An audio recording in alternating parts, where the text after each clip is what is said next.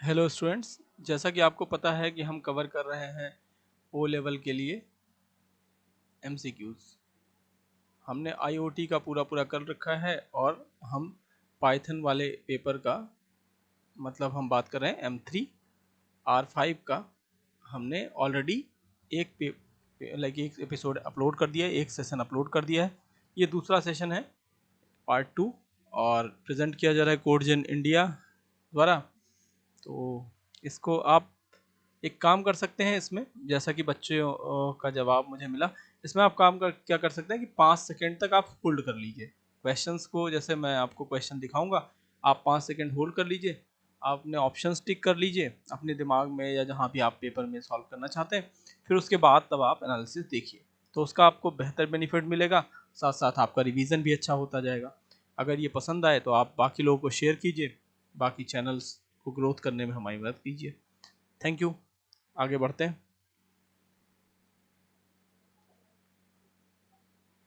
तो चलिए शुरू करते हैं क्वेश्चन नंबर 26 से 25 तक हम लोग ऑलरेडी कवर कर चुके हैं। विच programming language is commonly use for building Android mobile application. Android mobile application को बनाने के लिए आमतौर पर किस प्रोग्रामिंग भाषा का उपयोग किया जाता है। देखिए, एंड्रॉयड के लिए अगर हम बात करें कि एंड्रॉयड प्रोग्रामिंग के लिए अगर हम किसी भाषा का इस्तेमाल करते हैं, तो आपको मैंने स्टार्टिंग बता दी कि स्विफ्ट तो इस्तेमाल नहीं किया जाता, जावा स्क्रिप्ट का इस्तेमाल किया जाता है, जावा के लिए नहीं। सी प्लस प्लस का नहीं इस्तेमाल किया जाता।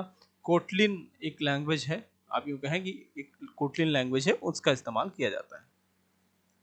हीरे की आकृति वाले फ्लो चार्ट प्रतीक प्राथमिक उद्देश्य क्या है। देखिए, हीरे की आकृति का मतलब यहाँ पे आप सिंपली समझ लीजिए कि डायमंड शेप की बात हो रही है। यहाँ इंग्लिश में लिखा हुआ है, जब ऐसे क्वेश्चन आए तो आप सीधे इंग्लिश वाले पे चले जाइएगा, वहाँ से आपको काफ़ी नॉलेज ऑलरेडी इजी हो जाएगा आपको समझना। अब देखिए, डायमंड शेप का क्या इस्तेमाल होता है, ऑप्शंस पढ़ लेते हैं। Indicate the start of the flow chart, तो वो आपको पता है कि आपको ओवल शेप देखने को मिलता है। रिप्रेजेंट अ डिसीजन और कंडीशनल स्टेटमेंट, हाँ ये होता है, ठीक है। End of the flow chart आपको ओवल मिलेगा। रिप्रेजेंट अ लूप को एरो से मूव करा के एरो पर लाया जाता है। तो आंसर नंबर बी सही है, represent the decision of conditional statement.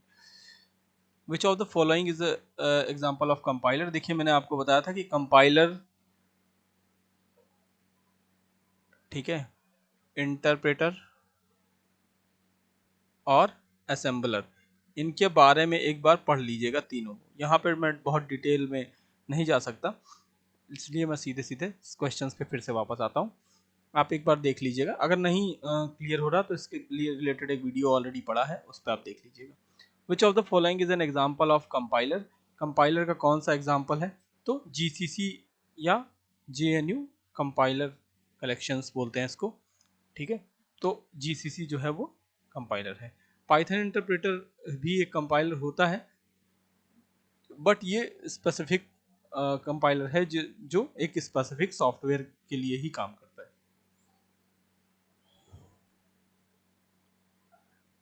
Which of the following is static data structure in the follow the first in first out principle। FIFO की बात हो रही, फर्स्ट इन फर्स्ट आउट। अभी देखिए, पिछली बार हमने लीफो की बात की थी, तो लीफो में हमने बात करी थी कि लास्ट इन फर्स्ट आउट होगा। फीफो में क्या है, जो पहले आएगा वो पहले जाएगा। जैसे आप ये समझिए कि एक क्यू है, एक लाइन है, और लाइन में क्या है कि आप जब गए तो आपको मिलता चला गया।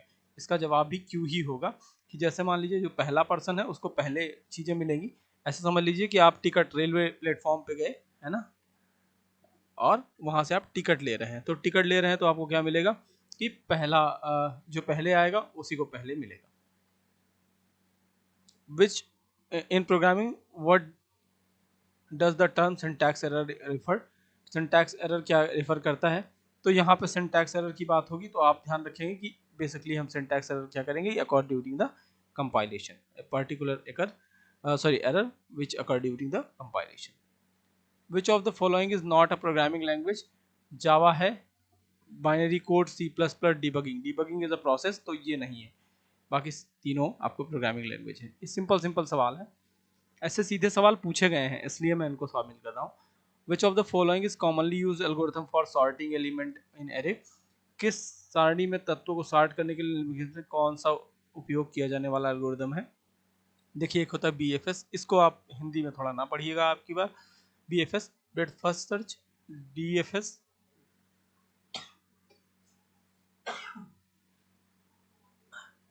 आप कीजिएगा, DFS depth first search, quick sort और डेक्स्ट्रा एल्गोरिदम। तो अगर हम बात करें क्वेश्चन नंबर 32 की, तो इसमें सॉर्ट करने में सबसे ज़्यादा यूज किया जाता है क्विक सॉर्ट का।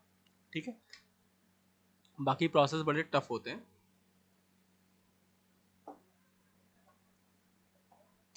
तो हम करेंगे क्विक सॉर्ट का। Question number 33, the process of converting source code into machine code is known as. Source code को मशीन कोड में बदलने की जो प्रक्रिया होती है उसको हम कहते हैं, तो सोर्स कोड और मशीन कोड को बदलने की क्रिया कंपाइलेशन कहलाती है। स्यूडो कोड क्या होता है, आपको पता है कि एल्गोरिदम को जो है स्टेप बाय स्टेप लिखते हैं तो उसी को स्यूडो कोड कहते हैं। वही यहाँ पे जवाब भी होगा, to provide in detail step by step of algorithm.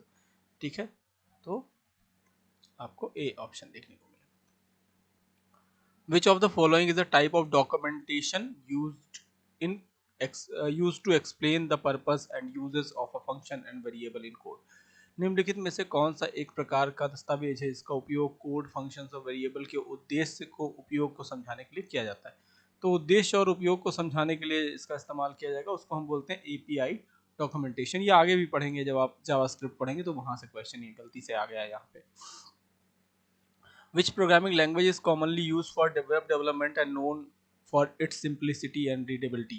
तो सबसे आसान जो है वो है पाइथन, इसीलिए इसका इस्तेमाल। इसके अलावा वेब डेवलपमेंट में HTML का भी इस्तेमाल होता है, बट उसमें लिंकिंग और बाकी सारी चीज़ नहीं, मतलब आप यूँ कहें कि फ्लेक्सिबिलिटी उतनी अच्छी नहीं मिलती। हालांकि इसके नए वर्जन HTML5 और बाकी सारी चीज़ें आ चुकी हैं, तो अब थोड़ा आसान है। बट वेब डेवलपमेंट में अभी भी जो ईजीएस्ट वे में है, आप इसे कहें ईजीएस्ट लैंग्वेज है जो, वो पाइथन है। Question number 37, in which face of software development life cycle, SDLC की बात अभी हमने पिछले उसमें करी थी, पिछले सेशन में। तो यहाँ पे SDLC की बात यहाँ फिर हो रही है। In which phase SDLC are software requirement analyse and defined. देखिए इसको मैंने बताया था आपको 5 फेज होते हैं। कौन कौन से होते हैं आप नीचे लिख के हमें बताइए कि कौन कौन से 5 फेज होते हैं, इसी बहाने आपका रिवाइज भी हो जाएगा। तो 37 में अगर हम बात करें पांचों फेजों की, तो इसमें जो है सॉफ्टवेयर आवश्यकताओं और विश्लेषण को परिभाषित करने का काम जो है वो रिक्वायरमेंट गैदरिंग का होता है। एब्स्ट्रैक्शन का क्या मतलब है? ठीक है, प्रोग्रामिंग के संदर्भ में एब्स्ट्रैक्शन का क्या मतलब है? देखिए एब्स्ट्रैक्शन का मतलब क्या है कि जितनी ज़रूरत है यूज़र को उतनी ही चीज़ें दिखानी है ना, बाकी सारी चीज़ों को आपको रख लेना है अपने पास। तो फ्लो चार्ट बनाने की प्रक्रिया नहीं है, breaking a problem into similar sub problems नहीं, ये तो OOP का काम होता है, ऑब्जेक्ट ओरिएंटेशन का काम होता है। Step by step description of an algorithm नहीं, इसको आप स्यूडो कोड बोल रहे थे। ठीक है, hiding implementation details and showing only essential feature, तो ये आपका 39 पे चलते हैं। विच of the following is an iterative algorithm for searching for an element of sorted array. Sorted array में आपको algorithm, sorry, which of the following is an iterative algorithm for searching for a element in a sorted array? क्रमबद्ध सारणी में किसी तत्व को खोजने के लिए कौन सा रिपीटिव एलिमेंट एल्गोरिथम है? तो इसका जो अगर हम बात करें, देखिए इसमें 4 ऑप्शन जो दिए गए हैं, binary search, linear search, merge sort and bubble sort. तो यहाँ पे जो हम बात करेंगे, जो सबसे पहले अगर लीनियर की बात हो रही है, ठीक है, तो लीनियर में हम बाइनरी सर्च, सॉरी इटरेटिव की बात हो रही है तो यहाँ हम बाइनरी सर्च की बात करेंगे। अगर लाइन टू लाइन की बात होगी तो हम लीनियर सर्च की बात करेंगे। विच of the following is not a programming language use for web development? इसमें से कौन सा इस्तेमाल नहीं किया जाता? मैंने आपको बताया था कि देखिए वेब डेवलपमेंट की बात हो रही है तो HTML का इस्तेमाल नहीं किया था। वेब डिज़ाइन एक अलग चीज़ है, वेब डेवलपमेंट एक अलग चीज़ है। What is the purpose of conditional statement in programming? ये आपको पाइथन में आगे देखने को भी मिलेगा। ठीक है, कंडीशनल स्टेटमेंट का जो कॉन्सेप्ट होता है वो है बेसिकली कि आपको एक फ्लो कंट्रोल दिखाना है with the help of certain condition. तो ऑप्शंस पढ़ लेते हैं। To control the flow of a program based on the certain condition, हाँ ये सही है। टू क्रिएट फ्लो चार्ट नहीं, टू डॉक्यूमेंट द कोड नहीं, टू एग्जीक्यूट डिबगिंग टूल नहीं। फीफो, फिर से एक क्वेश्चन वहाँ से है, sorry FIFO which data structure use FIFO principle. FIFO की बात होगी मतलब फर्स्ट इन फर्स्ट आउट, तो हमने अभी आपको बताया कि क्यूब में इसका इस्तेमाल होता है, जो पहले आएगा उसी को पहले मिलेगा और वही पहले जाएगा। Which of the following is a type of testing that check if the entire system work as expected? निम्नलिखित में से कौन सा एक प्रकार का परीक्षण है जो जांचता है कि संपूर्ण सिस्टम अपेक्षा के अनुरूप काम कर रहा है या नहीं। ठीक है, तो इसका जवाब मैं सीधे आपको बता देता हूँ कि इसका काम होता है, ये सिस्टम टेस्टिंग का काम होता है। इसमें बाकी सारी टेस्टिंग अलग अलग तरीके की होती है, वो हम डिटेल में पढ़ चुके हैं। अगर आपको इशू है तो आप रेगुलर क्लासेस में भी देख सकते थे। बाकायदा इसका एक स्क्रिप्ट मैंने ऑलरेडी टेलीग्राम ग्रुप पे डाल दिया है, तो वहाँ से भी आप इसे देख सकते हैं। क्वेश्चन नंबर 44 पे चलते हैं। विच programming language is commonly use for data analysis and scientific computer. अभी मैंने थोड़ी देर पहले ये सवाल बताया था आपको, जब हम पिछली बार बात कर रहे थे तो शायद पिछले क्लास में बताया था ये। इसमें आर लैंग्वेज का इस्तेमाल किया जाता है। ये क्वेश्चन रिपीटिव है। In the context of programming which what is function. Function क्या है? देखिए फंक्शन क्या होता है कि अगर हम बात करें फंक्शन की, तो हम बेसिकली आप यूँ कहें कि एक पर्टिकुलर सेट ऑफ इंस्ट्रक्शन होता है जो किसी स्पेसिफिक टास्क को परफॉर्म करने के लिए बनाया जाता है।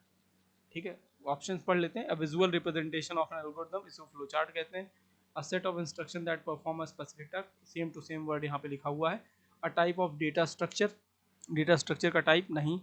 अ tool and testing debugging code नहीं। Question number 46। Which of the following type of loop structure in programming. Loop संरचना का एक प्रकार है। देखिए लूप स्ट्रक्चर जो होता है वो आपको बाइनरी मिलेगा, है ना, और लीनियर मिलेगा। माफ़ कीजिएगा, सर्च है। बाइनरी जो है वो सर्च है, लीनियर भी सर्च है। यहाँ पे लूप की बात करें तो आपको जो लूप देखने को मिलेंगे वो फॉर मिलेगा, ठीक है, और वाइल देखने को मिलेगा पाइथन में। तो यहाँ पे जो लिखा हुआ है वो फॉर लूप लिखा हुआ है, तो फॉर लूप में जाएंगे। फॉर लूप का उद्देश्य क्या है, वही क्वेश्चन लगभग उसी का एक अलग पार्ट यहाँ पे देखने को मिल रहा है आपको। फॉर लूप का जो कॉन्सेप्ट है कि एक बार अगर कंडीशन चल रही है, लाइक कंडीशन जब तक ट्रू है तब तक उसको रिपीटिव कंडीशन में लाना। इसको हम लोग डिटेल में आगे वाले चैप्टर्स में भी देखेंगे। तो यहाँ पे जो पहला ऑप्शन है वो सही है। एक शर्त सत्य होने पर निर्देशों का एक सेट को बार बार निष्पादित करना। To execute a set of instruction repeatedly while a condition is true. Question number 48। Which of the following is not a characteristic of good algorithm. अच्छे एल्गोरिदम की विशेषता क्या नहीं है? देखिए अगर फजीनेस होगी किसी भी एल्गोरिदम में तो वो अच्छी एल्गोरिदम नहीं कही जा सकती। ठीक है, करेक्शन तो होना चाहिए, कॉम्प्लेक्सिटी होनी चाहिए, ये चल जाएगी, प्रिसाइजेशन भी होना चाहिए। Question number 49। Which type of testing is perform to ensure that the software meet the user requirement. यह सुनिश्चित करने के लिए सॉफ्टवेयर उपयोगकर्ता की आवश्यकताओं को पूरा करता है, किस प्रकार का परीक्षण किया जाता है। तो अगर हम इसकी बात करें तो सीधी सी बात है कि हमारे पास एक्सेप्टेंस टेस्टिंग करी जाती है। टेस्टिंग के बारे में डिटेल वीडियो ऑलरेडी पड़ी हुई है, मैंने अभी फिर मैंने बताया है, फिर मैं एक बार कह दे रहा हूँ कि वहाँ पे आप जाके देख सकते हैं। Which part of the basic model of computation is responsible for storing data and instruction। Storing data और इंस्ट्रक्शन के लिए कौन सा मॉडल? तो यहाँ पे आपको स्टोरेज मॉडल देखने को मिलेगा। ठीक है, तो अगेन ये चैप्टर नंबर 1 कवर हो गया। Thank you for watching. अगर ये सेशन समझ में आ रहा है, आपको अच्छा लग रहा है, तो आप इसे देखिए, समझिए और लोगों के साथ शेयर कीजिए। चैनल को ग्रोथ करने में हमारी मदद कीजिए, साथ साथ इसको अपनी ग्रोथ के लिए आप इसे वीडियो को देखिए बार बार। ठीक है, मिलते हैं फिर अगले सेशन में। अभी के लिए यहीं तक। Thank you.